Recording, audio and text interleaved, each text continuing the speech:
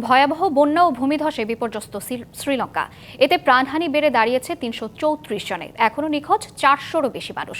ঘূর্ণিঝড় দিটোয়ার আঘাতে পুরোপুরিভাবে ক্ষতিগ্রস্ত হয়েছে রাজধানী কলম্বো সহ অন্তত ২৫টি জেলা। দুর্ভোগে পড়েছেন ৮ লাখেরও বেশি মানুষ। পানিতে তলিয়ে গেছে হাজারেরও বসতবাড়ি। ঘর ছাড়া হয়েছে ১ লাখেরও বেশি বাসিন্দা। শ্রীলঙ্কার ১/৩ এলাকা এখনও বিদ্যুৎহীন। দেখা দিয়েছে বিশুদ্ধ পানির অভাব। এদিকে শ্রীলঙ্কা থেকে ক্রমশ ভারতের উপকূলের দিকে ধেয়ে আসছে ঘূর্ণিঝড় দিটোয়া।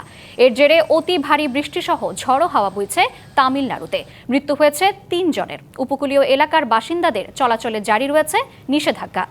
এছাড়া ইন্দোনেশিয়ার সুমাত্রা দ্বীপের ৩টি প্রদেশে বন্যা ও ভূমিধসে মৃতের সংখ্যা বেড়ে ৪৪২ জনে দাঁড়িয়েছে। যোগাযোগ বিচ্ছিন্ন হয়ে আছে বহু এলাকা। নতুন এবং ফিরে আসা গ্রাহকদের জন্য নগদে চলছে ক্যাশব্যাক সহ প্রতিদিন হাজারো উপহার জেতার সুযোগ। হবে আশা আর ফেরা, সারপ্রাইজ সেরা।